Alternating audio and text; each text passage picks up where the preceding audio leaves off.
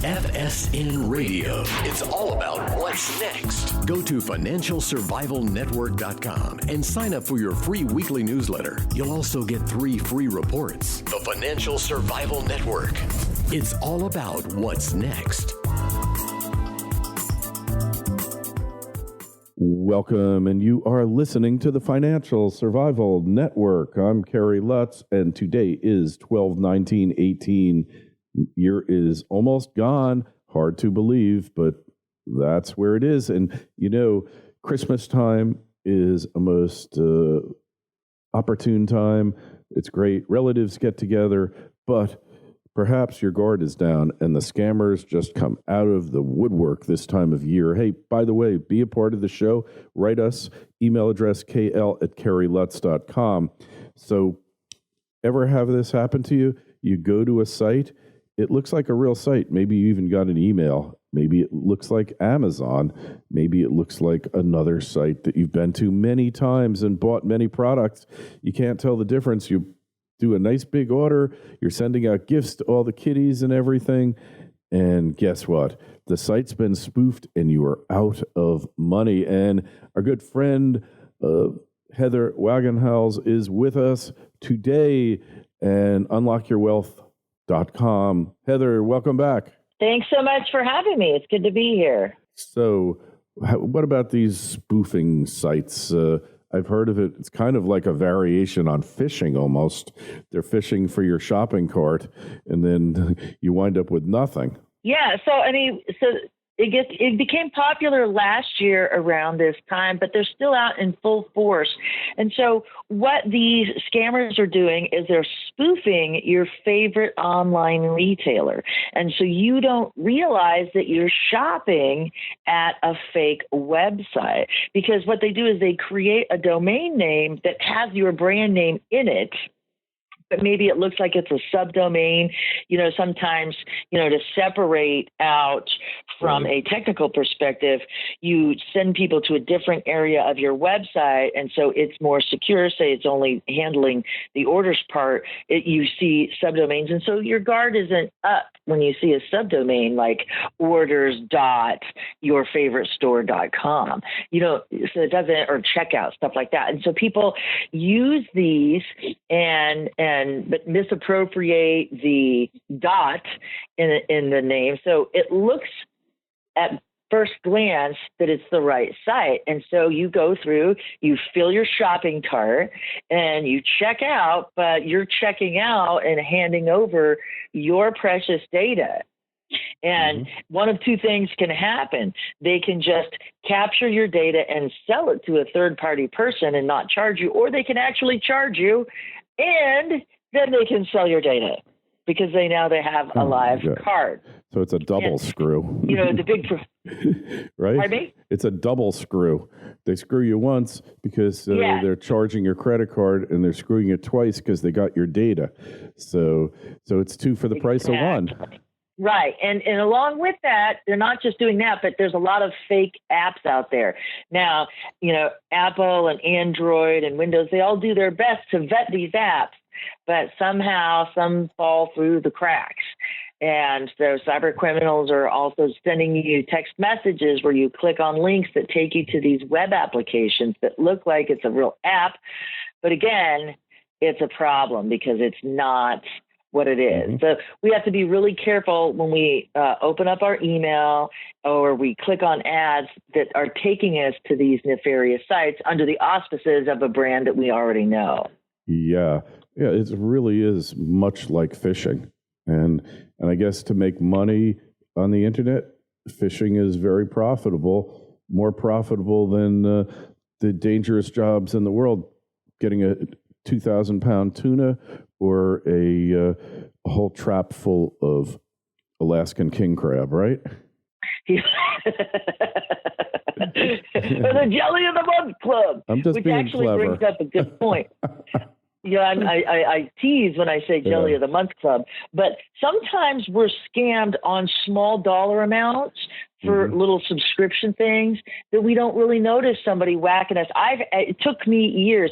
It was something called FBI frames, and I was being billed $3 a month forever. And you call the company, but like you get routed into their phone system and nobody would ever call you back. I mean, I kept disputing it with my credit card. They're saying it's a valid charge, that you agreed to it. And I'm like, I don't even know what it does for me. And it took me months to rectify it. When I looked at it, when I finally evaluated it, it went back over a year and a half of $3 a pop. Yeah, that was pretty good. So that's 18 times 3. And then how 54. many other people did they do that to that they just don't know it because it's such a small amount of money? Hey, you know, we have a phenomena in society, Heather. It's called being oversubscribed. And if you're like me, you probably have 30 or 40 of these monthly subscriptions. I subscribe to Adobe for Audition for my editing software, website hosting service, podcast hosting service, you name it, on down the line. There's probably 20, 30 charges right there that I do every month. They maybe amount to $1,000 a month. And then you add in a bunch of other little ones that you have, your cable and all this. You're getting overwhelmed with these little minute charges. And the tendency, Heather, is kind of just to overlook them. But that's a big mistake, isn't it? Oh, absolutely it is. You know, and the ones that I, you know, the ones that I always worry about are like the gas charges when you go to the gas pumps, you know. So I always make sure that I end on the nearest quarter or $0. And when I pump gas. So when I see gas charges or, you know, gas pump stuff that's not in a 0 or a 5 on the quarter, that I'm like, okay, so maybe my card got spoofed, you know, and maybe somebody else is using it. So I do little tricks like that. You know, whenever I go to a restaurant, I always round up to the next dollar when I go to do my tip to make sure. So I know that, okay, if I'm seeing restaurant charges, so the only thing you can't do that is on retail.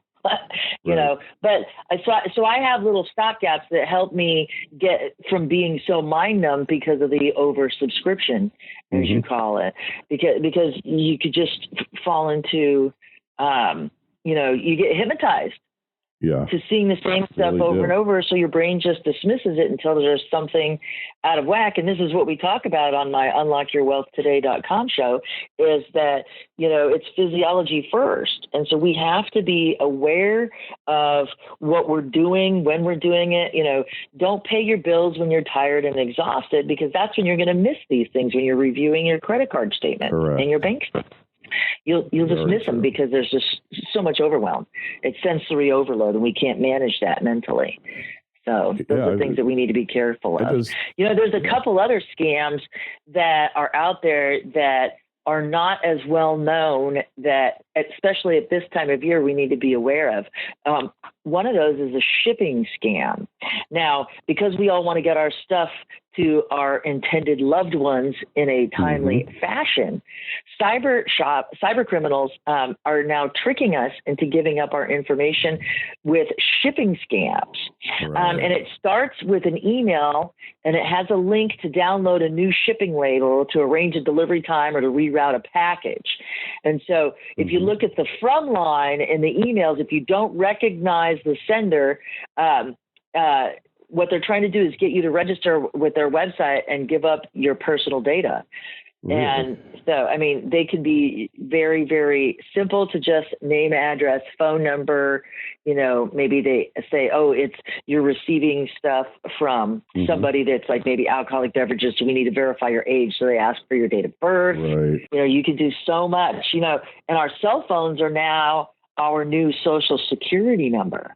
Yeah, that's very true. So if you think about it, when you call in to your utility companies and you have, you know, it auto registers you based on the number that you called in on as a quote security feature. But what do we know about that? We can spoof phone numbers. We can be any phone number we want. Very true. You know, when we do that. Yeah, as if we didn't have enough problems, you know, as if we did not have enough problems here. And you know, and then you got all the package theft that's taking place. That's an epidemic here, Heather, where, you know, they drop the package off at your house and then UPS, FedEx drops it off, and then the next thing you know, it's gone, right? FSN Radio. It's all about what's next. Egypt is on the verge, once again, becoming a world-renowned gold producer. The Golden Age is being rediscovered. For millennia, ancient Egyptian kingdoms prospered from unparalleled riches. Pharaohs built their empires and flaunted their abundant wealth that was made possible by the country's resource-rich gold deposits. Despite this rich history, modern Egypt remains one of the most underdeveloped gold mining countries in the world. Aton Resources is at the center of the modern Egyptian mining world, diligently working both as the only public exploration company in Egypt today and as the advocate for mining reform with the Egyptian government. However, those that arrive early like Aton will reap the best rewards. Aton's discovery of the legendary Lost Mountain of Gold at Radruin and its current aggressive drilling program there could potentially reap those rewards. Aton Resources is focused on its 100% owned Abu Marawat concession in the Arabian-Nubian Shield, located 200 kilometers north of Centamin Sakari's world-class gold mine. Aton possesses first-mover advantage in the underfollowed jurisdiction of Egypt, which is currently undergoing mining reform. To stay on top of Aton's latest drill results and news, go to atonresources.com. Aton trades on the TSX-V under the ticker AAN and on the OTC under the ticker ANLBF. The Financial Survival Network. It's all about what's next. Somebody's right behind them picking it up. Yeah. That's where these cool doorbells ring, make a difference. But what I think is a really interesting feature, like a nice little security feature that Amazon's been doing lately, and I'm a big Amazon shopper, is that when they deliver it if it's an Amazon shipper that's doing the delivering, they'll take a photograph and it'll post within seconds, your package has been delivered. And because sometimes I'll be in the backyard or I'll be home, but I won't hear the doorbell. Maybe I'm in the closet or something. Right. But I get my text message and there it is. And you click on the link and it says, hey, your package been delivered. And you see the photograph of exactly where it was, where they left Correct. it. So then you can hurry up and skedaddle outside and go grab it. So I think that's a really unique feature and a proactive way that the retailer is actually working to help secure your packages. But that's a huge problem. But here's one that I think is really curious, and it didn't. It was around before, but I don't ever remember it being a big problem. But now that there's these social media sites like Facebook and Instagram where we can really create momentum, because of our reach, it's this, the Secret Sister gift exchange. So maybe you've had Secret Santa stuff at work. So this scam is called a Secret Sister gift exchange. And it says that if you buy one present and send it off for $10, then you're going to get 36 in return. And what does that sound like to you? It's a pyramid scheme. Yeah, that's a scam. And if I ever heard it. Yeah. Yeah. And so, it says that, you do it for a $10 gift value, and then you'll get 36 in exchange. The Postal Service says that gift exchanges are illegal gambling. Really? And that participants could be subject to penalties for mail fraud. In addition, pyramid schemes are also illegal, whether by mail or social media, if money or other items of value are requested with the assurance of a sizable return for those who participate. So it's a bummer deal.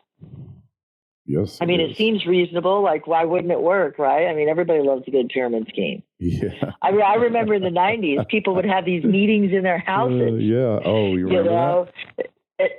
Everybody brings their $1,000, and then the one person gets all this money, but then you have to go recruit all these other people to participate, and so now all your friends are going to get screwed too, because at some point the pyramid crumbles because it's built on a foundation of lies and deceit, right? Yes, kind of like the Social Security. Oh, wait, did I say that out loud? Kind of like the U.S. government, kind of like government bonds, right? Don't you love it? Yes, Yeah, and they all need these more and things. more people to participate to keep the scams rolling. Yeah, well, if we didn't have all these people working on it, what would happen then? People might lose faith, and then we'd really have a problem, wouldn't we, Heather? Yeah. Really? So, Oh, my. did you have It's too another? early in the morning to start talking about the government. Yeah, well, we try to avoid that. It's a fruitless endeavor. All you can do is try to protect yourself and hope for the best. Hey, there's yet another scam. Wasn't there another one you had in mind there? Oh, charity scams. Oh, charity yeah, scams. those are. Yes, and so Yeah. yeah, it's the season for giving. We start taking an inventory of the quality of our life, and even if we've been beaten up in the stock market, Yes. and maybe our kids aren't behaving as appropriately as we would prefer, we still feel rather fortunate for whatever it is that we have, and so we want to be thoughtful of others, and it's this natural thing that everybody wants to be benevolent and help their fellow man if they can. And so what do? We get approached. We want, to give. And then, so these organizations that are trying to help people reach out to us, which seems like a reasonable proposition, but we also have some scammers that are taking advantage of the holidays as well, and your kindness and benevolence. And so instead of just the bell ringer with the Salvation Army that you would typically see, you have people, patrolling the parking lots, and, they have these fake credentials that say they're from a charitable organization. Would you like to give, a few dollars here? I'll give you a candy bar as a thank you, or, whatever it is. So you've got those in-person scams. You've got those blanket text message scams, where people are texting, hey, give now, think about your year-end tax contributions. And so you click on the link and you're like, oh, the firefighters fund. Okay. I mean, you can't get more generic of a charity, but we know what firefighters are and what they do, right? Yeah. So why wouldn't we want to help them buy more blankets, for victims and things like that? Or so the Widows and Orphans Fund. And pay, and then we're done. Yes, the Widows and Orphans Fund, all of those. And they just prey on your sympathy and your goodness. And, there's a reason why they say no good deed shall go unpunished, Heather. Yeah. Right? Yes.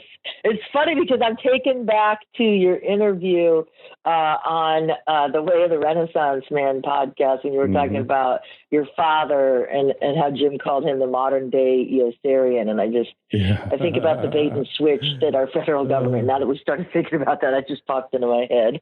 Yep. About your dad not happy about shipping prophylactics. My plane doesn't work. Yeah. Hey, I'm surprised he didn't punch holes in them. But then again, in India, post-World War II, they probably wouldn't have even cared.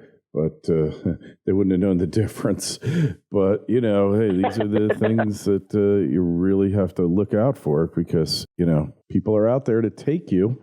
And it's up to you to not get taken because, look, I had a friend, all right? She originally emigrated here from the UK. She got the IRS scam call. We're going to put you in jail. We're filing a criminal action against you, blah, blah, blah. She sent them $5,000, Heather. Oh, it was so disgusting. And then she talked to the FBI, to Interpol. There was nothing she could do. It was gone, just like in South Park. It's gone. And whenever I get them, I always play along, like make them think I'm really scared. And then I unleash a torrent of invective upon them. Like every curse that I can remember from my inner resources. I even make some ethnic slurs because usually they have a certain accent from a certain part of the world. So I just curse them out because, they're criminals, right? They're total criminals and extorters, and they need to be stopped. I wish the government would take this more seriously because it hurts the IRS's credibility as well here, Heather, Well, I agreed, and And I had my own share of mistaken identity with the IRS, legitimate concerns. Can you imagine if I was having to try to handle something like that and it was totally fraudulent? I mean, we lose faith in these entities that are supposed to be protecting us, and it's not like there's not laws on the books in these foreign countries, but laws don't mean anything unless they're enforced. And if other governments aren't willing to enforce them or help us enforce ours, which would require extradition and stuff. I mean, these other governments know where these people are, but they just let them operate under the radar, because there's just so much cronyism going on, and all of that good stuff. We could go on forever with that. But, the key, though, to avoiding any kind of scam, holidays or not, is to just make sure that you have all of your resources. Don't let yourself be overwhelmed. When you're dealing with these, don't just make that donation or pay that bill when the phone call comes in saying you owe the IRS or we're going to arrest you. So true. Make sure that you follow up, do your research first before you stroke any check to pay something. Because the IRS is not going to contact you by telephone or text message. They're going to send you something via the snail mail. Yeah, that's how or on rare occasions they will call you. Sometimes if there's something really wrong, and it isn't necessarily the end of the world, but almost exclusively it's done by the U.S. mail, and there's no mistaking their letters. IRS.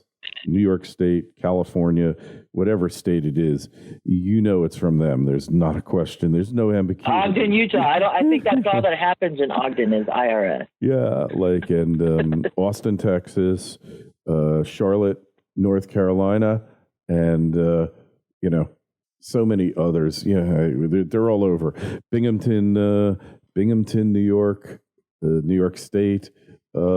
All of these, it just goes on and on and on, Heather. But let's face it, you need to be aware of these scammers because they're out to take you. It's that simple.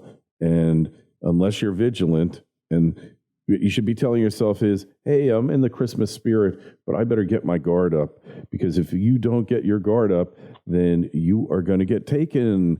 And we want to stop that. So, Heather, we haven't talked in a while. It's really great catching up with you. Where is the best place to find you these days? I know you're on YouTube all over the place, and I know that you are you got your own site as always, unlockyourwealth.com. Where else do we find you at? So if you're interested in protecting yourself against identity theft, frauds, and scams and learning all about my biology-based approach to success, visit moneycreditandyou.com. And the new TV show can be found at unlockyourwealthtoday.com.